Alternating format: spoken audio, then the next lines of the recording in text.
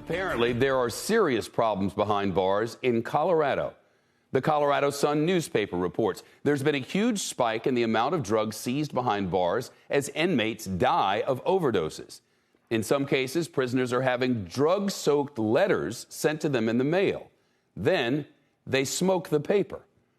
The paper reports prisoners have been instructing their family members to buy a special kind of paper with high cotton content, then spray it with an oil containing spice. That's a synthetic drug. The oil is colorless and odorless and can't be detected during the mail screening process. The Colorado Sun further reports prisons are also seeing a surge in cocaine, meth, and prescription pills, even fentanyl. It's 50 times more potent than heroin. In one case, the paper reports an inmate took a lethal dose of fentanyl. A corrections officer who tried to help him became severely ill and needed a dose of Narcan. That's the life-saving medication that neutralizes opioids and keeps users from overdosing. Jesse Paul's here now, reporter and editor of the Colorado Sun, who wrote that newspaper story. Jesse, thank you. Prison officials don't know how fentanyl, connected to the overdose, got in there, right?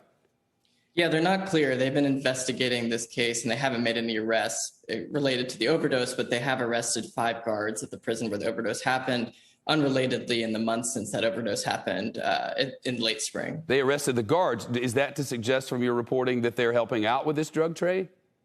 That's what prison officials say. So about once a month, a prison staffer is arrested in Colorado related to drug smuggling into the prisons. Well, clearly it's not all of them, and some of them are being injured. From your reporting, how much danger are these guards in? It's hard to say how much danger the guards are in or the staff members in. Again, it's not just guards. It's also folks who come into the facilities and cook and take care of inmates, clean things up. But certainly prison officials are really worried about what the effect is on inmates themselves. They've had 3 overdose deaths in the past 14 months of different drugs, and some inmates have had to go to, for instance, the hospital when they get sick. What about solutions? Do they have ideas?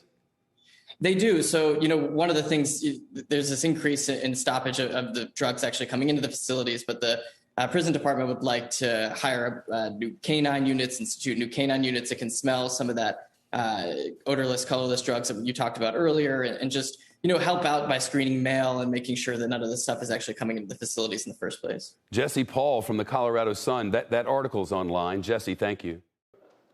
Shepard Smith here. Thanks for watching CNBC on YouTube.